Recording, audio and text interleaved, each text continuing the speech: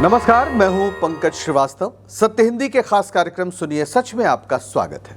आज बात 7/11 की यानी 2006 की 11 जुलाई को मुंबई की लोकल ट्रेनों में हुए विस्फोट की, जिसके सभी 12 आरोपियों को बॉम्बे हाईकोर्ट ने बरी कर दिया है।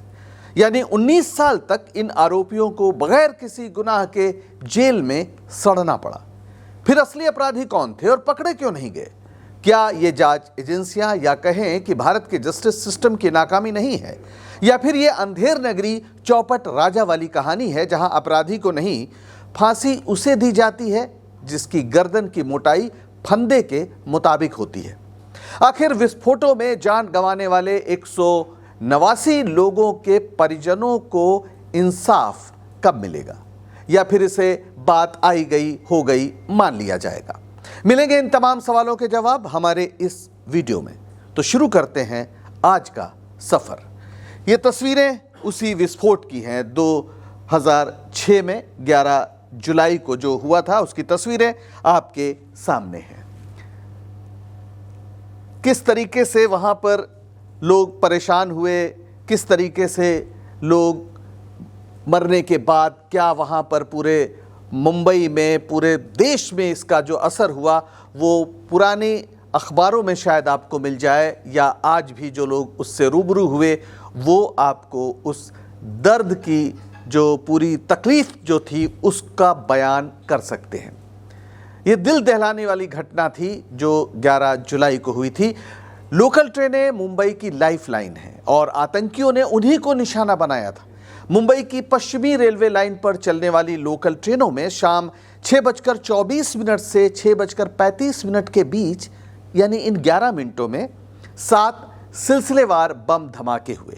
ये वो वक्त होता है जब ट्रेनें खचाखच भरी होती हैं, लोग दिन भर के काम के बाद घर की ओर लौट रहे होते हैं। ये धमाके कहाँ हुए थे, कहाँ हुए थे, इस पर भी एक नज़र डाल लेते हैं। माटुंगा और माहिम जंक्शन के बीच, खार सांता क्रूज स्टेशन के बीच, बांद्रा खार के बीच, जोगेश्वरी स्टेशन के पास, मीरा रोड और भायंदर के बीच और बोरीवली स्टेशन, ये 7 स्टेशन ऐसे थे जहां पर धमाके हुए, या स्टेशन के थोड़ा पहले, थोड़ा बाद या बीच में। इन धमाकों में प्रेशर कुकर का इस्तेमाल किया गया था। RDX का इस्तेमाल करके प्रेशर कुकर को बमों में बदल दिया गया था। ये बम फर्स्ट क्लास डिब्बों में रखे गए थे। इन विस्फोटों में आप जानते हैं कितने लोग मरे? इन विस्फोटों में कुल 189 लोग मारे गए और 824 से ज़्यादा लोग घायल हुए। आप अंदाज़ा लगा सकते हैं कि ये कितनी बड़ी घटना थी और कैसा हाहाकार पूरे मुंबई में उस समय मचा होगा। इस घटना ने पूरे देश को हिला दिया था। ATS यानी एंटी टेररिस्ट स्क्वाड ने मामले की जांच की और 13 लोगों को गिरफ्तार किया। क्या कहा ATS ने? ATS ने जिन लोगों को गिरफ्तार किया उसमें पहला नाम था कमाल अहमद अंसारी। ये मालवनी का रहने वाला था। पाकिस्तान में इसे आतंकी ट्रेनिंग मिली थी, ऐसा ATS ने उस समय दावा किया था। इसके अलावा मोहम्मद फैसल शेख और एहतशाम सिद्दीकी दोनों भाई थे, मलाड के निवासी थे, जिन्हें सिमी का सक्रिय सदस्य बताया गया। सिमी यानी student Islamic movement of India, एक छात्र संगठन था जिसे बैन किया गया, उसके ये सदस्य थे। इसके अलावा नवीद हुसैन खान और आसिफ खान, ये बोरीवली के रहने वाले थे, जिन पर बम बनाने और इन्हें प्लांट करने का आरोप था। फिर नाम आता है तनवीर अहमद अंसारी का, मोहम्मद शफ़ी, मोहम्मद अली आलम, साजिद अंसारी, मुजम्मिल शेख, सुहेल शेख और जमीर शेख। ये सभी मुंबई के विभिन्न हिस्सों में थे और कुछ आपस में रिश्तेदार भी थे। इसके अलावा एक वकील जो अब्दुल वाहिद शेख, इन्हें भी गिरफ्तार किया गया था। महाराष्ट्र ATS ने अपनी चार्जशीट में दावा किया कि ये धमाके लश्कर-ए-तैयबा और सिमी ने मिलकर किए हैं। पुलिस के मुताबिक आरोपियों ने पाकिस्तान में आतंकी ट्रेनिंग ली और मुंबई में साजिश की बैठकों में हिस्सा लिया। बम प्रेशर कुकर में RDX के साथ बनाए गए और फिर फर्स्ट क्लास डिब्बों में रखे गए ताकि ज़्यादा से ज़्यादा नुकसान हो। पुलिस ने कहा कि विस्फोट इसलिए किए गए कि 2002 में जो गुजरात में दंगा हुआ था उसका बदला लिया जा सके। ये हमला खास तौर पर गुजराती समुदाय को निशाना बनाने के लिए हुआ, ऐसा एटीएस ने दावा किया। 192 गवाहों के बयान लिए, फिर कई विस्फोटक सामग्री और इकबालिया बयानों को सबूत के तौर पर पेश किया। इस मामले में 15 अभियुक्त फरार भी बताए गए। चार्जशीट में पाकिस्तान स्थित लश्कर-ए-तैयबा के कमांडर आजिम चीमा को भी नामजद किया गया। ये चार्जशीट 10,667 पन्नों की थी। उधर जो पकड़े गए आरोपी थे, जिनका भी हमने नाम यहां पर दिखाया, इन सभी लोगों ने इनकार किया और दावा किया कि उनसे जबरन कबूलनामे पर दस्तखत कराए गए हैं। आरोपियों के खिलाफ महाराष्ट्र संगठित अपराध नियंत्रण अधिनियम यानी मकोका के तहत मामला चला। मकोका में यह होता है कि एसपी से ऊपर रैंक के पुलिस अधिकारी के सामने दिया गया इकबालिया बयान सबूत के रूप में स्वीकार किया जा सकता है। अभियुक्तों ने मकोका लगाए जाने की वैधता को सुप्रीम कोर्ट में चुनौती दी और 2 साल तक मुकदमे पर रोक लगी रही। इस बीच 2008 में मुंबई क्राइम ब्रांच ने 5 लोगों को गिरफ्तार करके दावा किया कि विस्फोट इंडियन मुजाहिदीन ने कराए थे। ये एटीएस के दावे के उलट था। इस बीच अभियुक्तों की पैरवी करने वाले एक युवा वकील शाहिद आजमी की 2010 में कुर्ला स्थित उनके दफ्तर में गोली मारकर हत्या कर दी गई। इस मामले ने काफी तूल पकड़ा। हम आपको मिलाते हैं शाहिद आजमी। यह है शाहिद आजमी की तस्वीर। 1992 में जो बम विस्फोट हुए थे मुंबई में, उस सिलसिले में शाहिद को गिरफ्तार किया गया था। खूब यातनाएं दी गई थी। शाहिद ने जेल में रहते हुए वकालत की पढ़ाई पूरी की और बाहर निकलकर ऐसे लोगों की मदद करने लगा जिन पर उसे बेगुनाह होने का यकीन होता था। इसकी कहानी बेहद प्रेरणा देने वाली थी और अनुराग कश्यप ने, जो मशहूर फिल्मकार हैं, उन्होंने शाहिद की इस कहानी पर 2012 में एक फिल्म बनाई इसी नाम से, शाहिद नाम से। हंसल मेहता ने इसका निर्देशन किया था और राजकुमार राव ने शाहिद का रोल किया था। इन दोनों को 2014 में सर्वश्रेष्ठ निर्देशक और सर्वश्रेष्ठ अभिनेता का राष्ट्रीय फिल्म पुरस्कार भी मिला। 2014 की बात है। यानी राजकुमार राव सर्वश्रेष्ठ अभिनेता और हंसल मेहता सर्वश्रेष्ठ निर्देशक। ये फिल्म सिस्टम के उस खौफनाक चेहरों को उजागर करती थी जिसमें बेगुनाहों को सजा देना, उन्हें यातना देकर जुर्म कबूल करवाना एक आम बात है। बहरहाल 9 साल की सुनवाई के बाद विशेष मकोका अदालत ने 2015 में अपना फैसला सुनाया। ये क्या फैसला था? मकोका अदालत का फैसला यह था कि 12 आरोपियों को दोषी ठहराया गया। इसमें कमाल अहमद अंसारी, मोहम्मद फैसल शेख, एहतसाम सिद्दीकी, नवीद हुसैन खान और आसिफ खान, इन 5 लोगों को फांसी की सजा दी गई।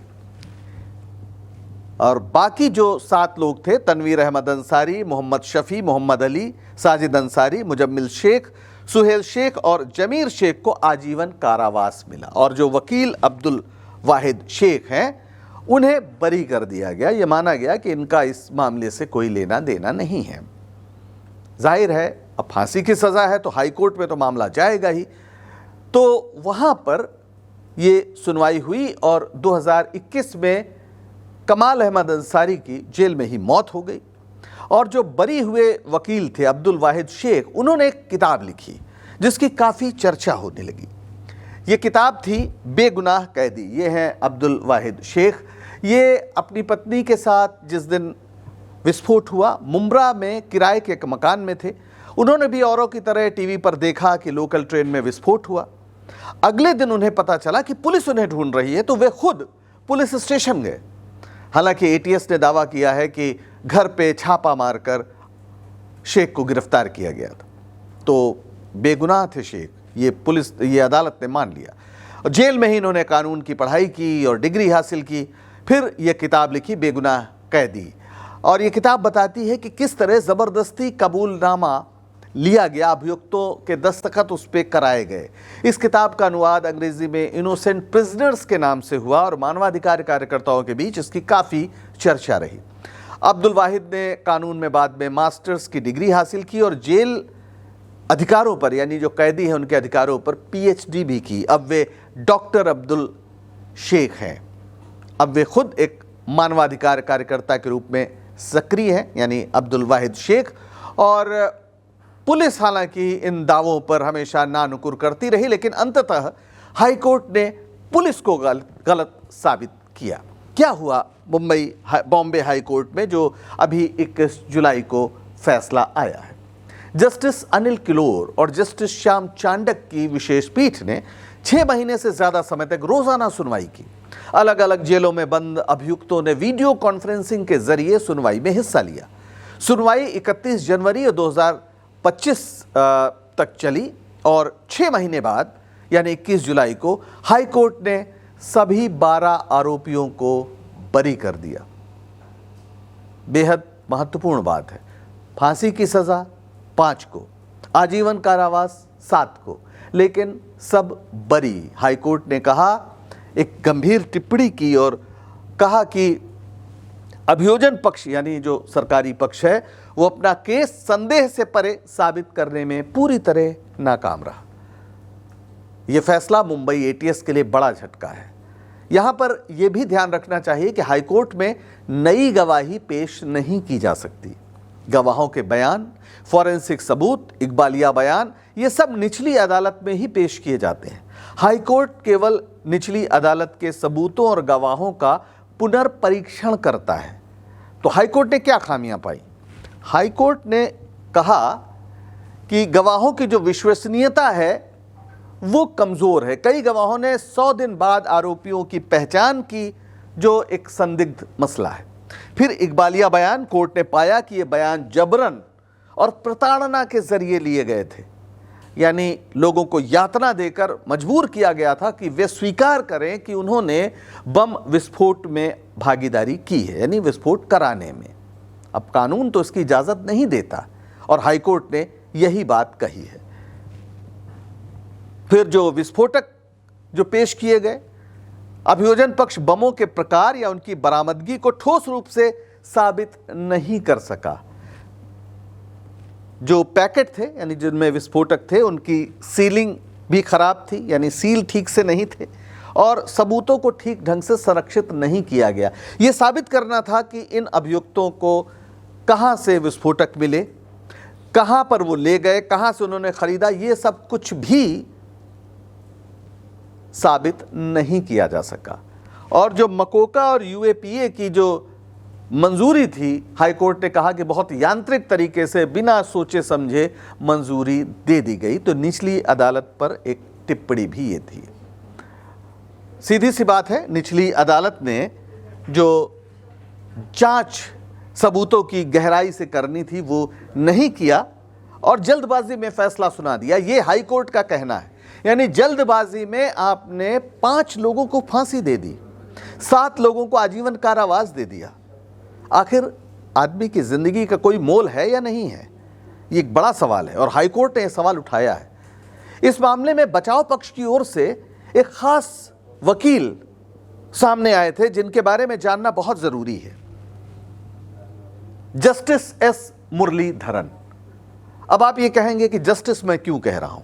इसलिए कि उड़ीसा हाईकोर्ट के पूर्व मुख्य न्यायाधीश जस्टिस एस मुरलीधर ये रिटायर हो चुके हैं और वकील की हैसियत से उन्होंने बचाव पक्ष या जो लोग अभियुक्त थे उनकी पैरवी की। इसके अलावा केरल हाईकोर्ट के पूर्व न्यायाधीश जस्टिस एस नागमुथु भी वकील के रूप में पेश हुए। आप समझ सकते हैं कि 2 पूर्व न्यायाधीश ये कह रहे थे कि ये बेगुनाह है, उन्हें यकीन था, तभी वो वकील के रूप में वहां पर आए। और इन पूर्व न्यायाधीशों की बहैसियत वकील जो दलीलें थी, उसने कोर्ट को सबूतों की कमजोरियों पर ध्यान देने के लिए मजबूर किया। उन्होंने साबित किया कि अभियुक्तों ने टार्चर की वजह से अपराध स्वीकार किया था। पुलिस ये साबित नहीं कर पाई कि बम किसने बनाए, विस्फोटक कहां से खरीदे गए और ट्रेनों में उन्हें किसने रखा। इस फैसले से महाराष्ट्र की सियासत में एक सरगर्मी आ गई है। मुख्यमंत्री देवेंद्र फडणवीस, उन्होंने इस फैसले को चौंकाने वाला बताया है और सुप्रीम कोर्ट में अपील का ऐलान किया है। अब सुप्रीम कोर्ट में 24 जुलाई को इस मसले की सुनवाई होगी। बीजेपी नेता किरीट सोमैया ने नई जांच की मांग की है, जबकि समाजवादी पार्टी के अबू आसिम आजमी और AIM के असदुद्दीन ओवैसी ने पुलिस पर मुसलमानों को फंसाने का आरोप लगाया है। जमीयत उलेमाए हिंद ने इसे न्याय की जीत कहा है और बॉम्बे हाईकोर्ट के फैसले ने जाहिर है कई सवाल खड़े कर दिए हैं, खासतौर पर अल्पसंख्यकों को लेकर जांच एजेंसियों के रवैये पर। जस्टिस मुरलीधर ने भी कहा है कि जांच में पक्षपात और सांप्रदायिक पूर्वाग्रह था। एक तरह से उन्होंने इशारा किया है, इस ओर इशारा किया है। ये एक पैटर्न दिखाई पड़ रहा है कि किसी घटना के असल दोषियों को पकड़ने के बजाय जनाक्रोश को शांत करने के लिए बिना सबूत के लोगों को आरोपी बना दिया जाए, लेकिन अदालत में मामला टिकता नहीं। कुछ समय पहले मालेगांव ब्लास्ट जैसे अन्य मामलों में भी आरोपियों को सालों बाद बरी किया गया। सुप्रीम कोर्ट ने हाल ही में सुझाव दिया था कि झूठे मुकदमों में जेल काटने वालों को मुआवजा देने का कानून बनना चाहिए, लेकिन सरकार की ओर से फिलहाल ऐसी कोई जुम्बिश दिखाई नहीं पड़ती। ये हमारी न्याय प्रणाली की सबसे बड़ी कमजोरी है। भारत में औसत आयु लगभग 70 साल है, यानी चौथाई जीवन से थोड़ा कम वक्त इन आरोपियों को जेल में काटना पड़ा। 19 साल वे अपने घर परिवार से दूर रहे, अपनी जिंदगी, अपने हुनर का अपने परिवार, अपने समाज, अपने मुल्क को इस्तेमाल नहीं कर पाए।